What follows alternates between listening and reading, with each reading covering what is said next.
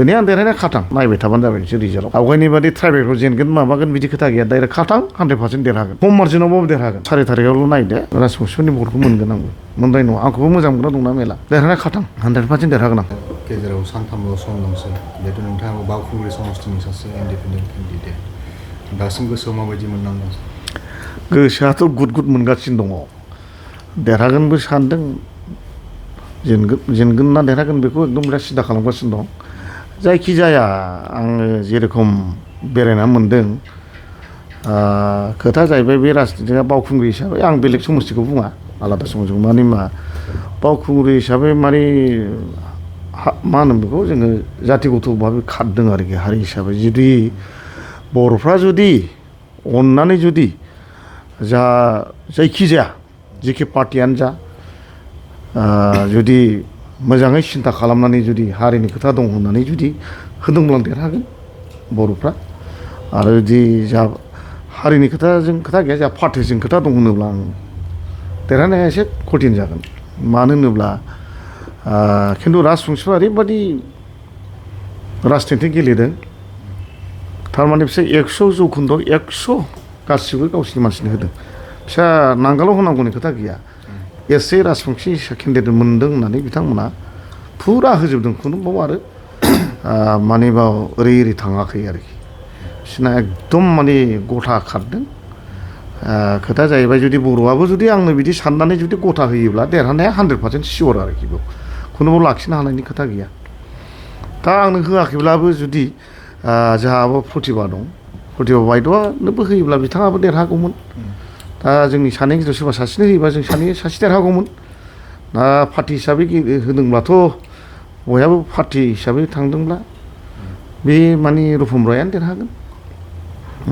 मानो होनना बुङोब्ला बिसोरो राजबंसि भटआ ओरै माने एकदम गावस्राथाराखै माने ज' बिसोरो माने एकदम आं गोबां लिडारजोंबो रायलायदोंमोन ना जोंहा 18-19 बोसोरनि उनावसो दासो जों सासे जों बिजाथि मोनदों बेखौ जोङो जेरैब्लाबो देरहानायनि खामानि मावगोन बे खोथाखौ बिथांमोना बुंनायखौ आं खोनादों रायलायदों गाज्रि दामोन आंखौथ' जेनेबा बयबो मोजां मोनो गाज्रि मोना आं रायलायदों कयजनजोंबो गाज्रि दामोनसै सार जों सासे मोननाय बेबाराव जों ओरैब्लाबो होगोन होननानै बिथांमोना होदों आरोखि दा राजबंसि भटआ थेवब्लाबो बारा बुरजा नङा 29,000 सामथिं दङ बेनि गेजेराव 23,000सो भटिं जादों आरोखि बाव जा मा होनोमोनलाय जोंहा मा जोङो बर'नि मा होनोमोनलाय राजा फिसा होनना बुङो फित्रादेब मेचबा बेसेबां बोनो हायो जुदि बियो राजबंसिखौ जुदि 5-6 हाजार बोयोब्ला माने देरहानाया आं 100% खाथाङो आरोखि बेखौ आं दिनै नुहुरदों आरोखि जिहेतु बेयाव मुस्लिम भटबो दङ बियो सोरनि फारसे बांसिन गोग्लैदों मुस्लिमाथ' एकदम बुंनानै लाब गैया बिसोरो एकदम आंनोथ' सिगाङाव बहुद खोथा होदोंमोन बिथांमोना आंनो 65% नोंनो भट होगोन होननानै आंनो गोबां बिसोरनि दैदेनगिरिफ्रा आंजों रायलायफैदोंमोन लिडारफ्रा नाथाय बै समाव मोनसे गेजेराव अर सुना होनायाव माखासे फासयफिनदों अर सुना होआखै होदों जोंहा रुपम राया बाव माखासे फासयफिननायाव बिथांमोना एकदम माने 60% 70% माने एकदम 65% माने कंग्रेसआव भट होदों आंनि मोनदांनाय आरोखि बे आंनि मोनदांनांनायल' नङा बियो रायजो राजाफोरनिफ्राय आं दा भट जाखांनायनि उनाव आं बिराद गिदिंनानै नायदों सोंदों आं सोंजोबदों आंबो मोनाखै नङा मोनदों 30% आंबो मुस्लिम भटखौ आं मोनदों बाखि जेनेबा बे 60% बिसोर मोनदों 70% 20% माने ओरै थांदों आरोखि आरो मोनद्राय नङा फैब्ला मोनदों एसे नांगालाबो मोनदों आरो जोंहा प्रतिभा बायद'आबो मोनदों रुपम रय बिथाङाबो मोनदों दा मुस्लिम भटआथ' गथा खारो नोंथांमोना मिथिखायोना बिसोरनि कास्टिंआ एकदम माने 46,000 सामथिं मोनथ' हयथ' 41-42,000सो भटआ जाखादों दा दिनै आं नुहुरदों कंग्रेसआ नेर'बट 26निफ्राय 27,000 भट मोनगोन बुजिबायना आरोबाव आं बुंगोन दिनैहाय जुदि कंग्रेसनि केन्डिडेटआ सोरबा जुदि गुबुन हारि जानायमोनब्ला थ' देरहानायनि लामाबो दंमोन मानो होनबा जोंहा सेफालि मेराक बायद'आ थारमाने संखिया खम हिसाबै बिसोरनि संखिया थारमाने 3,000नि एसेल' बारा हिसाबै बिथाङा भटखौ बारा मोनजोबाखै आरो जुदि गार' समजनि मानसिया जुदि 15-20 हाजारसो दंबाबो देरहानाया खाथांमोन आरोखि दिनैसिमाव नोंथाङा बेसेबांसो भट मोनगोन हिसाब दा आङो साननानै नायहरजोब्बाय आंथ' बुंनो थाङो आङो गुबुन जायगायाव आं मोजां भटखौ मोनगोन दानि बनरगाव हिसाबै आङो बनरगाव जोंहा मोनबा VCDC गोलैयोमोन बनरगाव समस्तियाव MCLA हिसाबै बेयाव आं बारा हाबनो मोनाखिसै दा बिथांमोना हयथ' गोसो जानानै आङो जुदि बिबेक महरै होदोंब्ला आं खोनादों गोबां मानसिया आंनो होखुमादों होननाय दा आङो भटखौ मोनगोनखौ आसा खालामदों 45निफ्राय 50नि गेजेराव आं भट मोनगोनखौ आसा खालामदों आरोखि दा आङो गैथाराब्लाबो 2-2.5 हाजाराव देरहानायनि सिमांखौ नुहुरदों आरोखि थारमाने आरो देरहागोनखौ आं खाथां 100%बो होननो हायो दा मानो आंनो बर'फ्राबो गोबां मानसिया होखुमादों होद्राय नङा इउपिपिएलआबो होदों आंनो आरो आंनो सत्र'फ्राबो होदों आरो जोंहा नारजुगिफ्राबो होदों ओमफ्राय जोंहा मा होनो आदिबासिफ्राबो होदों गरखाफ्राबो होदों हिन्दीबासियाबो होदों आरो ओमफ्राय जोंहा बर'फ्राथ' आंनो मोजाङैनो होखादों जिहेथु आरो बेंगलिफ्रा आंनो 70% भट होदों 75% भट होदों जायगा जायगा मुस्लिमफ्रा 25-30 आरोखि एभारेज 30% मुस्लिमफ्रा आंनो भट होदों दा दिनैनि दिनाव आङो 3-4 हाजाराव देरहानाया 100% खाथां जुदि बर'आ जुदि बर' हिसाबै होनांगौ होननानै होदोंब्ला दिनै राजबंसिफ्रा जोंहा राजबंसि केन्डिडेट मोनदों राजबंसिनो होनांगौ होननानै गासिबो होजोबदों बेबादि जुदि बर'फ्रा आंनो 50% होदोंबा आङो 4-5 हाजार भटआव देरहानाया 100% खाथां बर'फ्रा जुदि होदोंब्ला जिहेतु बावखुंग्रि समस्तिखौ जातिगथा हिसाबै थांदों होनदों जुदि गमामायैनो BPFनि जितु बिजाथि रुपम रयआ देरहायोब्ला बर'फोरनि थाखाय नैबे बावखुंग्रि समस्तिनि थाखाय माबायदि खहा जागोन जिहेतु बावखुंग्रिया बर'फोरनि मोनसे एकदम जारिमिनारि बुंनांगोन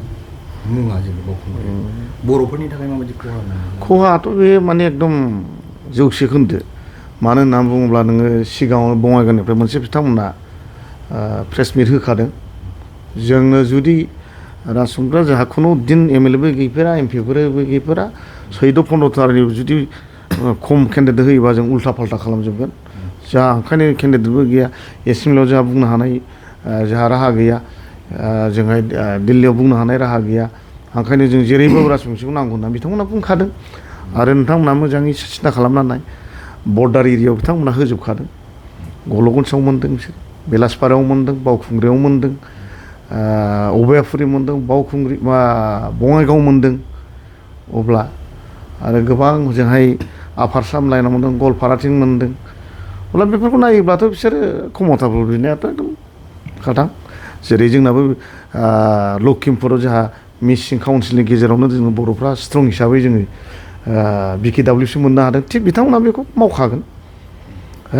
आं बेखौ लानानै जोंनि इन्टेलेक्सुवेलफ्रा जुदि बुजिनानै बर' हारिया जुदि आंनो 15% होयोबा बारा भटबो नाङा 15% आं देरहागोन आरोखि खहा दङ बेलाय हारिनि सिगां खोथा थांबायना दा जोंनि हारिफ्रा बुजिगोन ना बुजियाखै आं बेखौ हमनो हाला बेखौथ' रायजो राजाफ्रासो बुजिसिगोन खिन्थु आं दा सोंनानै रायजो राजाफ्राथ' बुंदों सार नों देरहागोन 100% जों होदों होनना बुंदों सिखार जालायनो हायाखै आरोखि बावखुंग्रिखौथ' जोंनि जारिमिनारि होननानै बर'फ्रा बुजिदों बेसेबां बुजिदों जोंनि बे हारिया जोंनि बर'फ्रा स्पेसियेलि बुजिदोंब्ला आं देरहागोन हारि हिसाबै जेरै राजबंसिफ्रा गथा खारदों 100% होजोबखादों खुनु ओरैबो थाङाखै ओरैबो थाङाखै एकदम फितरासा मोन्दोंब्ला जा राजा फिसा होनना बुङो बर'आव बे राजा फिसा मोन्दोंब्ला 5-6 हाजारबाबो आङो आरो बर'आ 50% होयोब्ला आं देरहानाया बे 100 सियर 4-5 हाजार बर'आव आं दिनै नोंथांमोननो खोथा बुंबाय मोनसे बाथ्राखौबो सावरायबाय थादों जे रुपम रायआ जिहेतु BPFनि सासे एक्टिभ वार्कारबो नङा दैदेनगिरिबो नङामोन बिथांखौ BJPनिफ्रायसो इनडाइरेक्टलि केन्डिडेट होदों होननानै बियो नोंथांनि मोन्दांथियाव माबायदि एकदम सियर बे नंगौ नारसिन जादों होनांदों आरो सोरबा सोरबा बुंदोंबो बिमा मानसिया बेखौ जोङो बे राजबंसिनो हगारखादों BT एरियायाव होननानैबो बुंदों आरो बेकिंआथ' दं गोजोनै दंना मा बेखौ आं नुहुरनायाव दा बेखौ बुजिदोंना बुजियाखै जेनेबा आंखौथ' BTC इलेक्सनाव BJP केन्डिडेट होननानै फेजेनथारबाय खायदा खालामनानै नङा होमबा बेथ' बर'फ्रा बुजिगोना बुजियाखै आं बेखौ मिथिला बेखौ बर'फ्राथ' बाङालिफ्रानो आंनो जुदि भट होदोंबा 80% 75% बर'आ आंनो 50% होनो हायिनि मा मिनिं दं होनोखाय खोथा गैया होनांगौमोन होनो हानाय खोथा गैया बाङालिफ्रानो होदों आंनो बेंगल आरो आंनो मा होदों मा होनो आदिबासिफ्राबो आंनो होदों 60% भट आंनाव हिसाब दंजोबो मुस्लिमानो जुदि 30% होदोंब्ला बर'आ आंनो 50% होयिनि मा खोथा दं होनांगौमोन बेंगलानो जुदि 75% होदोंब्ला दिनै आं देरहानाया खाथां आं बुंगोन नोंथांमोननि सिगाङाव नायबाय थाबानो जाबाय नोंसोर रिजाल्टआव आवगायनि बादि ट्राइबेलखौ जेनगोन माबागोन बिदि खोथा गैया डाइरेक्ट खाथां 100% देरहागोन खम मार्जिनावबाबो देरहागोन नोंथांमोना 4 थारिखआवल' नायदो जुदि सरकारफ्रा गोदाव सोराव खालामाबा आरोखि दा बेथ' आसु खालामनाय मानसि बे हिसाबै आकाशनि मानसिफ्राबो एसे दुखु मोननाय दङ मोनद्राय नङा आंबो एसे रेजेरनायखौ मोनगोन राजबंसिफोरनि भटखौ मोनगोन आंबो मोनद्राय नङा आंखौबो मोजां मोनग्रा दंना मेला खिन्थु देरहानाय खाथां 100% देरहागोन आं नोंथाङा सोरजों फाइट जादों सानो फाइटआथ' बे माबाजों जागोन रुफुम रायजोंनो जागोन माने जिहेथु गोबां मानसिफ्रा बुंदों जोंहा पार्टिनि खोथा दंलै हारिनि खोथा गैया पार्टिनो होनांगौ होननाय बे बाथ्राखौथ' बांसिन जोंनि बर'फ्रा बुंदों गुबुन हारिया खिन्थु बुङाखै मुस्लिमाबो बुङाखै बेंगलिया बुङाखै जों राजबंसिजों भट होआ डाइरेक्ट बेसोर ओंखायनो आंनो 75% मोनगोन आरो मुस्लिमखौबो आङो 60% मोननायनि आसा दंमोन आं दहाय बुंबायना गेजेर खन्दआव माखासे आंखौ गाज्रि खोथा बुंनानै खहा खालामदों बेखिनियाव आं एसे खम मोनफिननाय जादों आरोखि नङाब्लाथाय एकदम माबा मुस्लिम भटआ 60% होननानै खोथा होखाजोबदोंमोन थेवब्लाबो दाबो मोनगोन 30%खौ मोनथारो आं देरहागोन आं जिहेतु नोंथाङा सासे इन्डिपेन्डेन्ट केन्डिडेट नोंथाङा सानहरना लादो नोंथाङा देरहाबाय सरकार दानायाव नोंथाङा रल लागोन नामा बबे पार्टिजों नोंथाङा थाफागोन बेखौथ' आं मा बुंनो हाबावनो दाथ' आंहाथ' रावबो पार्टि गैया आवगायावबो आङो बिजेपिआबो आंनो टिकेट होखायाखिसै बिपिएफआवबो बिदोंमोन आं बिसोरबो आंनो होखायाखिसैब्ला नायथेनाय आं रायजो राजाफ्रा जेजों थांनो थिनो आं बेजों थांगोन रायजो राजानि सायाव थाबाय जिहेतु रायजो राजायासो आंखौ भट होनानै देरहाहोगोन आंथ' हारसिं देरहानो हाया रायजो राजा जेजों थांनो थिनो बेजों थांगोन नङा नों आलादा बिजाथि हिसाबै थानांगौबा थागोन बेबायदि सिन्थाधाराव दङ आरोखि बे थांनायाव बादा देरहागोथोंसै आरोखि हाग्रामा महिलारिनि दैदेननाय बिपिएफ दोलोआ जुदि नोंथांखौ हांख्रायोबा बिपिएफआव थानायनि नोंथाङा गोसो दंना गैया देरहागोथोंसै बिपिएफखौथ' आङो गोदोनिफ्रायनो मावबोनाय जिहेथु जथेस्थ' आंहाबो बिपिएफनिफ्राय आं खेबनै एमसिएल जानाय निस्सय नाजावबा थांगोन बे सैथो